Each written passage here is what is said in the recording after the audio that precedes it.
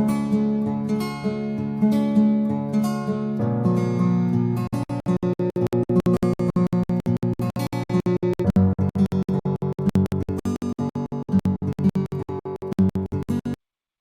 everyone, how are you all doing?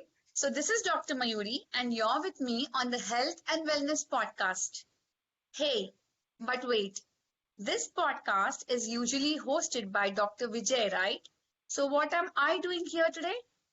Well, for a change, on this Women's Day, we are doing a role reversal where I will be interviewing Dr. Vijay on his own podcast. Sounds interesting, right? Yes, I'm excited too.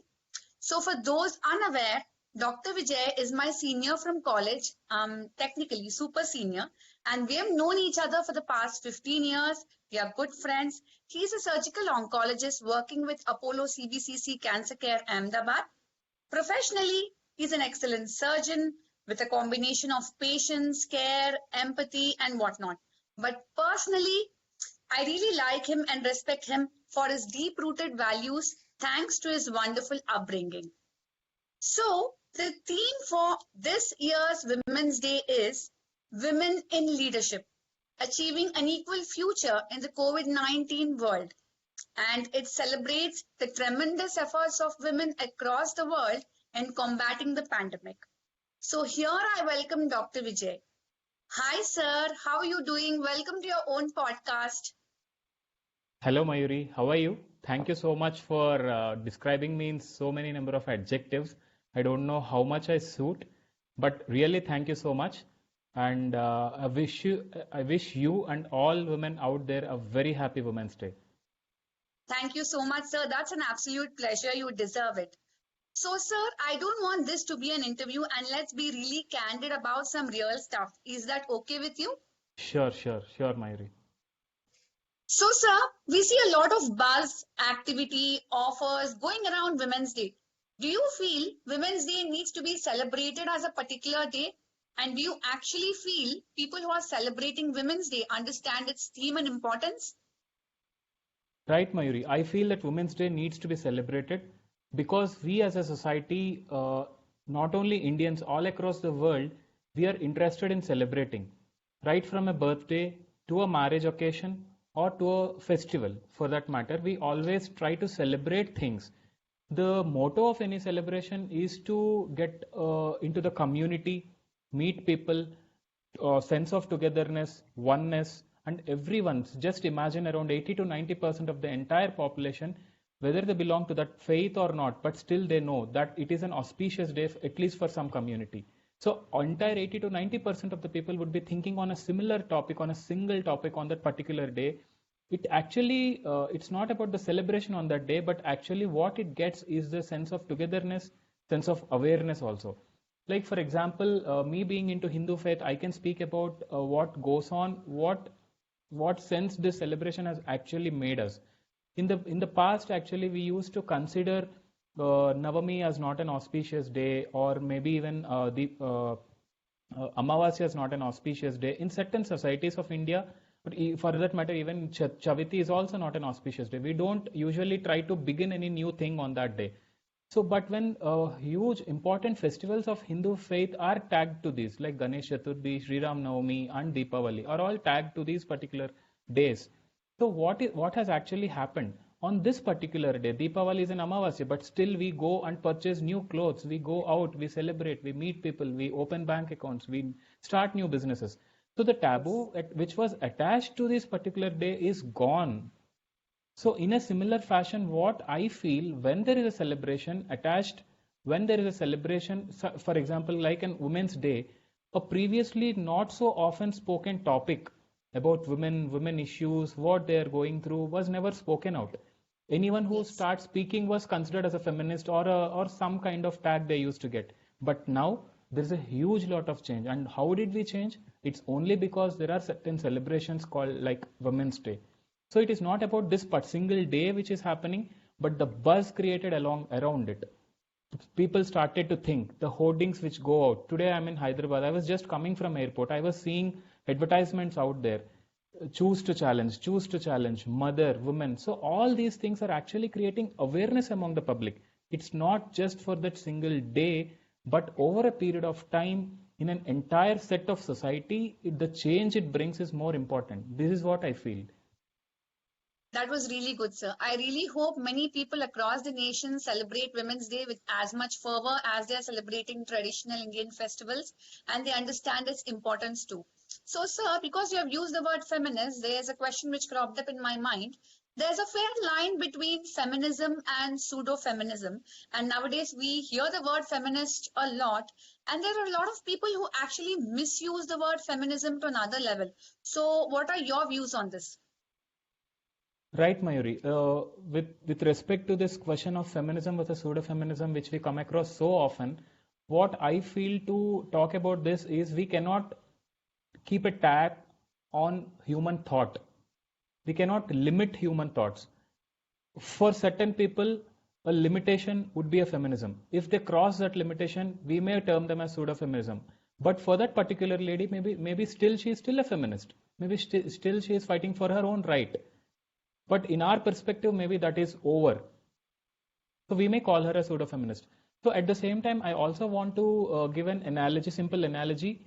See, in our Indian society, before the British era, there were multiple kingdoms in India, and when the British have come, so for all these people, there was only one common enemy. That was the British. So then Yes. this entire thing of freedom fight, people who are supporting British were called traitors, people who are fighting for India were called freedom fighters.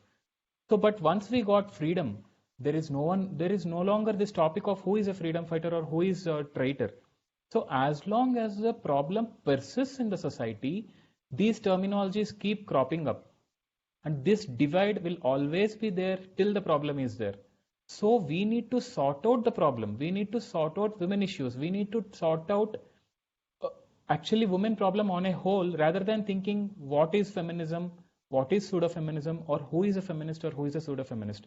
There is no particular definition for it. There is no particular criteria which make one consider, yeah, she is a feminist. No, she is a pseudo-feminist.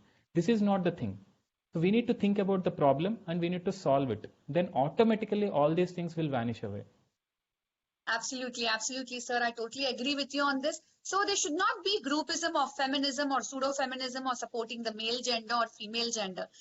There has to be gender equality and no gender disparity in general, right? Uh, so, sir, the craze around having a male child, unfortunately, is still existing, not just in the rural population, but also in cities and the urban population. So, what are your views on this, sir, and what can we do about it? Right, Mayuri, this is existing and I'm aware of it. But to talk about to have a girl child is not a taboo or something. There are multiple forums and people who speak about all these things. But my perspective about this is to, as a human being, we naturally have a tendency to wish for something or to hope for something. In a similar Yes. fashion, maybe the mother or the father may still think that they should have a baby girl or they should have a baby boy or something. So to wish for something is definitely not wrong. It is their personal choice. But at the same time, once the baby is born, then discriminating them if the contrary happens is wrong. We need to address that. So we need not address their thought process, what is going on while the lady is pregnant or while the couple is expecting. But later on, if they start discriminating, then it is definitely wrong. See, I just want to draw a simple analogy. During our teenage, many of us might have fell in love with someone else, and we might have thought they are our life, and that is going to be our life, and we would be happy only with that individual. But how many of us really got married to that person? So it did not happen to many. But aren't we happy today? We are all happy. So what I mean to say is we may have a wish, we may have a thought process, we may like something, but that doesn't mean that we should start hating the rest. So we should learn to live with what we are getting. We should not discriminate our girl child if we were expecting for a boy. Similarly, we should not discriminate a boy if we were expecting a girl. So we need to accept what we get though we still have a wish for something. So I mean, I feel wishing for a baby boy is not wrong, but discriminating a girl when they were expecting a boy is wrong. So I feel that needs to be addressed. Perfect, perfect. Absolutely true, sir. Wishing or craving for a child is different, but then discriminating or outcasting the woman and the child based on their gender, that is absolutely wrong.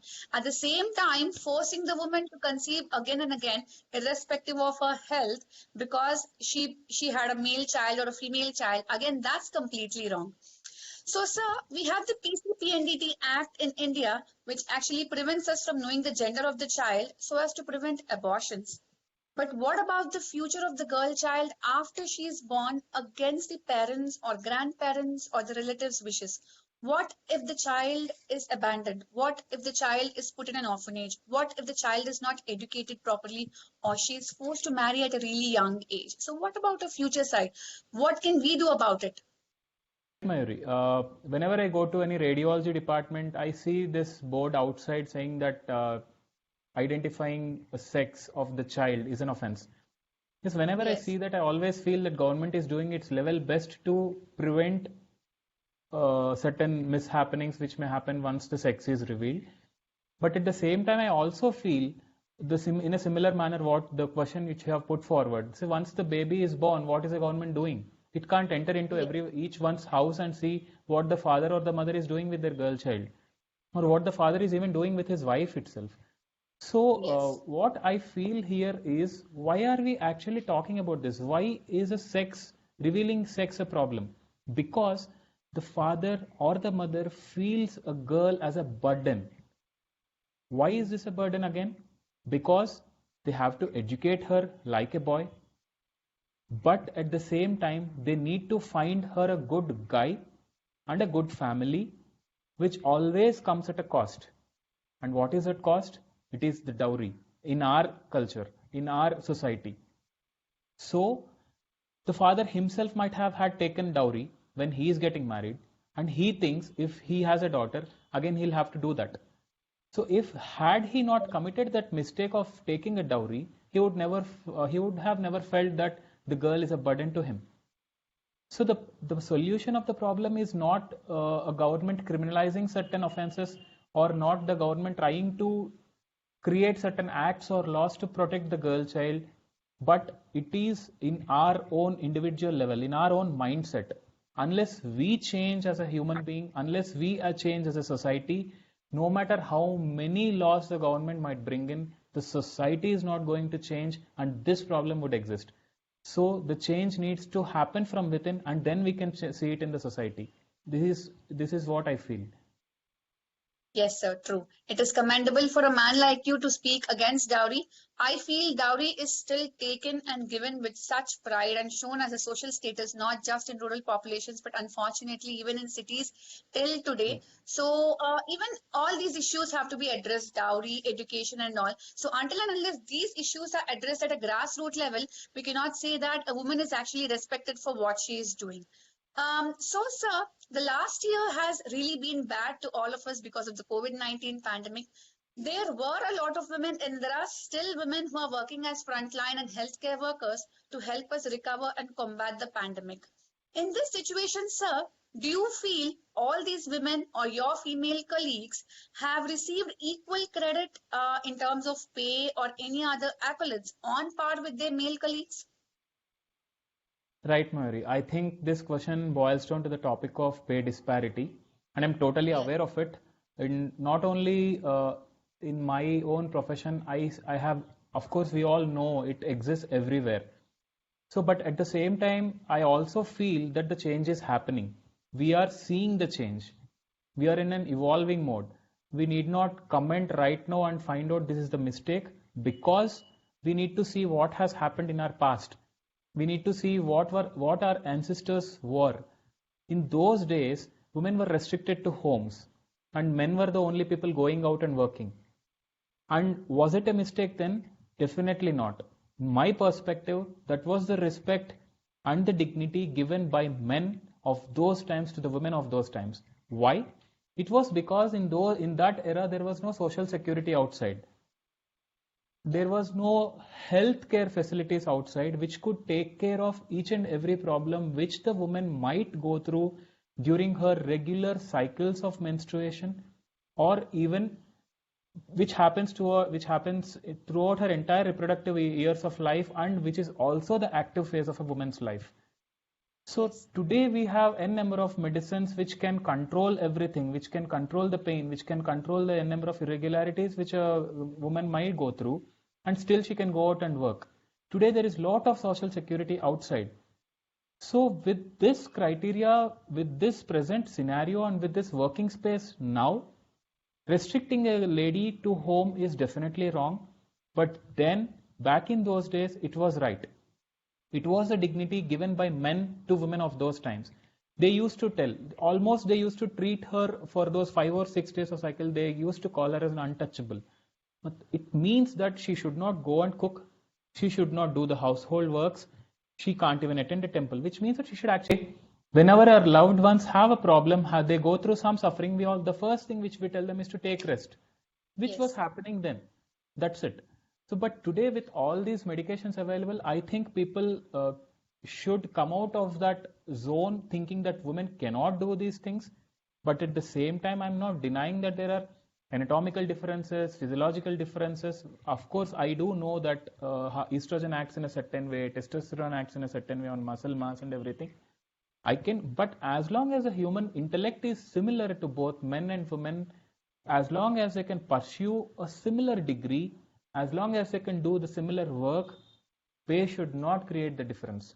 This is what I feel. And I think we Absolutely. are seeing the change. We are seeing Yes, the yes. change in the near future. This And won't I exist. think, yeah, we are seeing a change, and nowadays women are excelling in different fields, and many companies have women CEOs, and I definitely feel their pay is much higher than the man in the particular household. So yes, that was good, sir. So finally, concluding, what message do you want to give to your followers and listeners on this Women's Day, sir? I think my message on this day is only one, that the change needs to happen at an individual level. The change needs, then only the change, we can expect a change in the society. And I wish that in the near future, maybe we need not talk about these things, as we have left sati, as we have left child marriage as a unglorious past of Indian history. So in a similar manner, I think this women gender inequality will also be a history for us. I think, and the day is near. And on this note, I would like to just tell everyone that if we are respecting and if we are giving the required dignity to both men and women equally, then automatically everything will fall to a normalcy. Uh, totally agreed, sir. I think we should not be talking about it in the future. There has to be gender equality and no gender disparity, and this has to be instilled right from a really young age, right from when a child is born, or right from when a child is able to understand this. I would like to teach my son right from this age that wearing pink is not bad, and for his friend who's a girl, wearing blue is not bad. So thank you so much, sir. That was a wonderful discussion. Thank you so much for being on your own podcast. I hope you really enjoyed it. Happy Women's Day to everyone out there. Thank you so much, Mayuri. Happy Women's Day to you and all the beautiful, in their hearts, women out there. Thank you so much. Happy International Women's Day. Thank you, sir. Thank you.